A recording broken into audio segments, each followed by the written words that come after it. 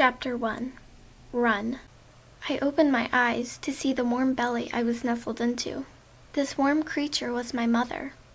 I felt her wet nose nudge me, and I looked up into her bright blue eyes. Were mine blue? I thought. Her warm tongue licked between my tiny ears. I barked and tried to get my small legs under me. I flopped back down onto my haunches, for there was white stuff under my paws. Snow, she had called it once. My mother snorted, turning her laughing eyes away from me and to my brothers and sisters scuffling on the ground. They already could do everything. Their legs were strong and could hold their weight because they had been playing long in the snow, getting used to the slipperiness. I shot to my feet trying to go play with them, but fell down face first into the snow. I could hear my brothers and sisters' laughter and yips. I yanked my head out of the snow and fell back on my butt. I glared at all of them. They didn't seem to notice my anger, for they went back to playing. I sighed, laying down and resting my head on my paws. They didn't want to play with me. I raised my head with sudden excitement. They could play while I guarded them. I stood up slowly, making sure my legs could hold me this time. When I didn't tumble down onto the snow again, I raced forward and jumped onto a snow-covered rock. I sat down and looked out as far as I could see through the trees ahead. This was our home. I would protect it with my life. I perked my ears and listened out for any sound that wasn't normal. Everything was quiet besides the squeaks from my brothers and sisters and my mother washing her paws. I looked all around, making sure nothing stealthy was trying to approach. My ear flicked backward, and I heard crunching paw steps coming from behind me. I sighed. Couldn't I try to protect everyone without getting bothered? I sniffed the air, smelling the familiar scent. It was Stripe, my brother, that had a brown stripe running down his back. I bared my teeth straight-headed, but prepared myself for his pounce. It didn't take him long, for he had no patience. He leaped and knocked me off my rock. Before we touched the ground, I spun and had him underneath me, so when we landed in the snow, I had him pinned down in it. He tried to pull away from me, but I held him down completely. Okay, I give. He breathed, going limp beneath me. I eased off him and flicked my tail in irritation. I heard my other brothers and sisters laughing at his failing on their stupid mission for him. I knew who had told him to do it. It was my oldest brother, Broad. He had a huge chest and stood tall. That was how he had gotten his name. He ruled over all the others because no one wanted to relinquish his hold over being boss. I wasn't in his tiny pack and was tired of him sending the others to get into trouble while he sat and watched. I snarled and stalked over to the circle of deer dung. They all stopped laughing and looked at me. Broad held his head up, thinking he was the toughest just because he was oldest, yet he had never fought me.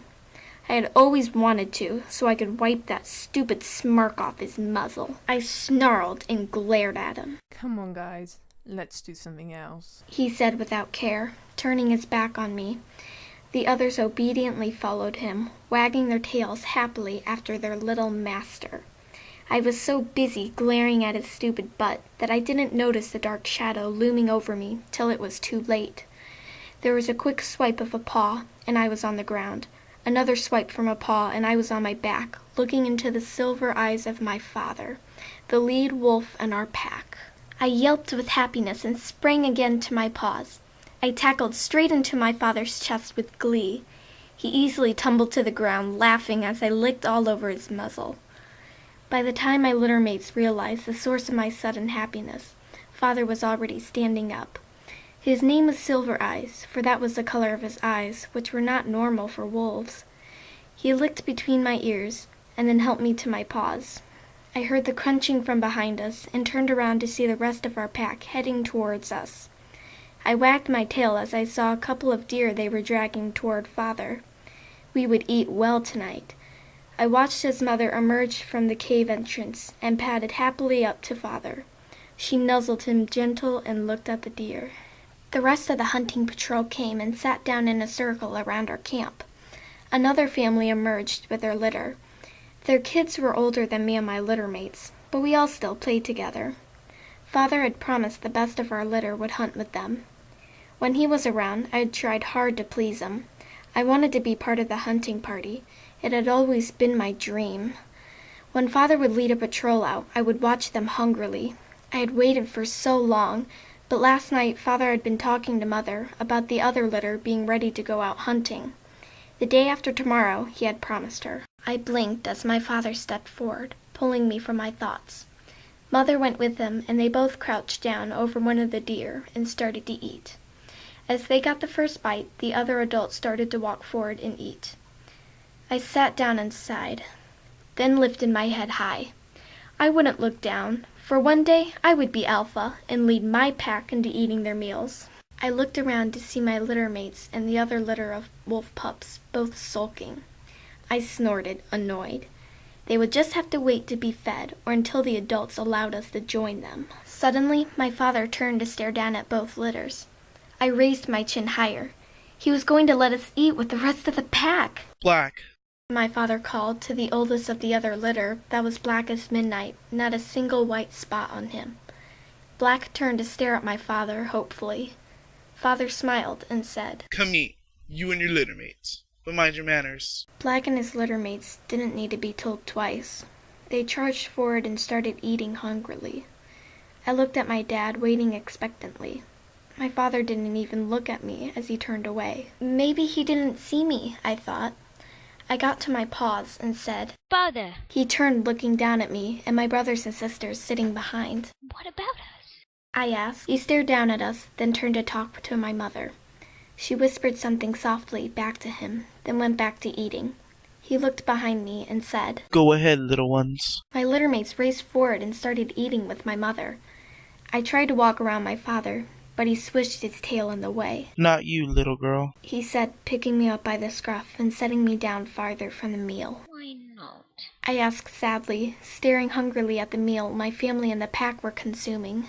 You're not ready. He said, turning away. I snarled angrily, my temper lost just like that.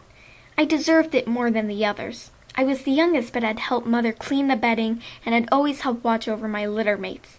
I had always done anything I could to prove I wasn't childish like the rest of them. I deserve as much as they do, I said, looking up at him, holding back my temper. For he was the leader after all, and even though he was still my father, I had to respect him. You are littler and younger than they are. Your mother and I don't believe you are ready to join the hunt.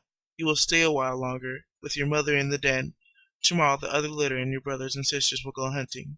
You must stay behind and not get into trouble. Maybe in a few days you can hunt. He turned away again.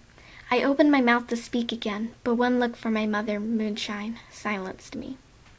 I turned back toward our cave and walked inside. I didn't want to wait for Mother to rip me off a chunk of deer meat and throw it to me. I curled up into the darkest corner in the den and closed my eyes. Father wasn't being fair. I did deserve to eat as much as the rest of them. I had never gotten into trouble like the others did, so why didn't I deserve to eat along with the rest of the litter? I turned my head away from the cave entrance and put my tail over my nose. I didn't want to eat tonight. It wasn't worth the pain of having my brothers, sisters, and the other litter laughing at me, or having the adults looking down at me with pity. I had an idea. I wouldn't eat until I got to hunt. It was my plan only for me. I sighed, drifting off into a dreamless sleep. I yawned and opened my eyes to see the first rays of sunshine shining in through the cave entrance. My father was already up and leading the others out of the den. They scampered happily after him without a backwards glance. I could see my mother in her bed watching them leave proudly to go search for breakfast. As the last tiny tail disappeared from sight, she rested her head on her paws and drifted back into sleep.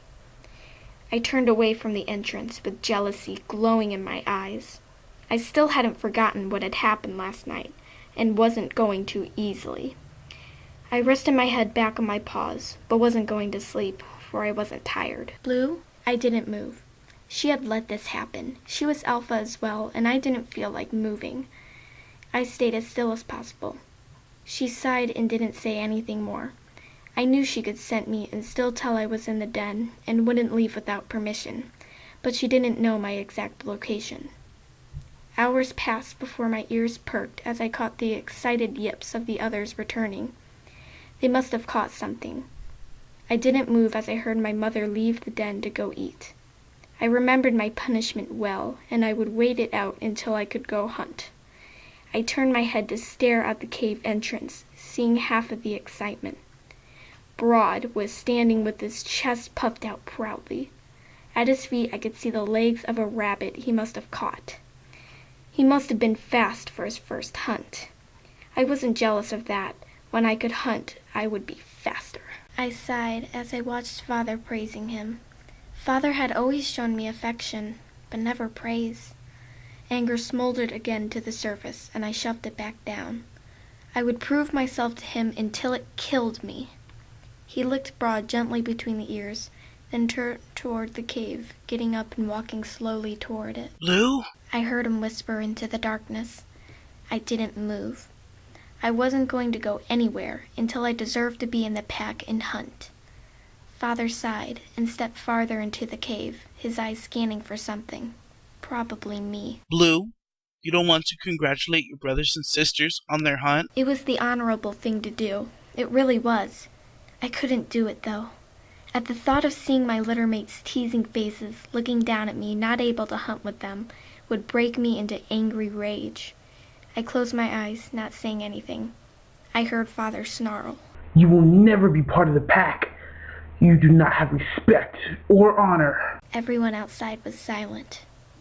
They had heard his angry words and had frozen, knowing the danger of interfering. I opened my eyes to see his fur bristling and his silver eyes shining with suppressed anger. You will never hunt in your life. He snapped angrily. The pack gasped and I stood up, forgetting my idea that he was leader. You can't do that. I snapped back angrily. I just did. You can't. I said, stepping toward him, the fur rising high along my spine. You know I am going to be a good hunter. Not if you can't show your family respect. He said through his teeth. You started it by saying I wasn't ready to hunt. You had seen me 1,000 times practicing hunting in front of you. Every time you happened to be watching us, I would practice my crouch and stalking. It was all perfect. But you always had to keep your eye on Broad because he was bigger.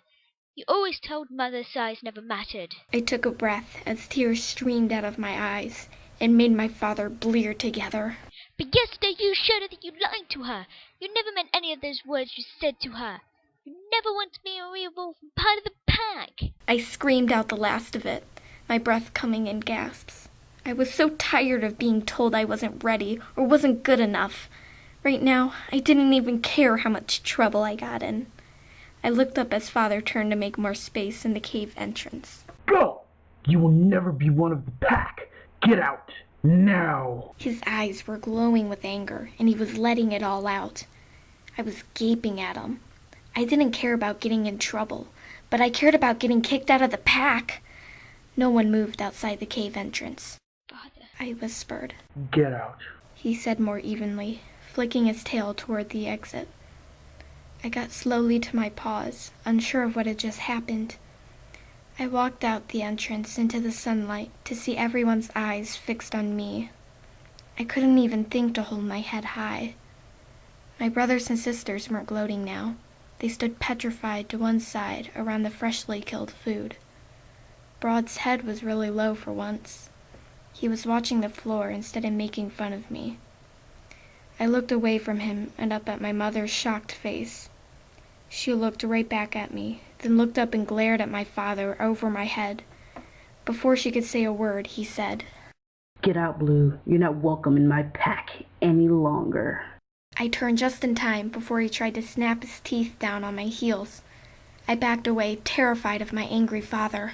If any of my wolves see you in our territory by moon high, I command them to kill you. He snapped his teeth toward me again, and I turned and ran. Fear raced through me as the camp stayed silent as ever. No one ran after me. No one tried to call me back. They wouldn't even try to help me stay in the pack. Tears streamed down my muzzle as I finally realized no one was trying to keep me in the pack. They had all expected this. They all wanted me gone. I ran and ran until I couldn't run anymore. There was no pack for me. I was on my own. There was no one to make me angry like Broad, or no one to follow him like Stripe. I was completely and ultimately alone.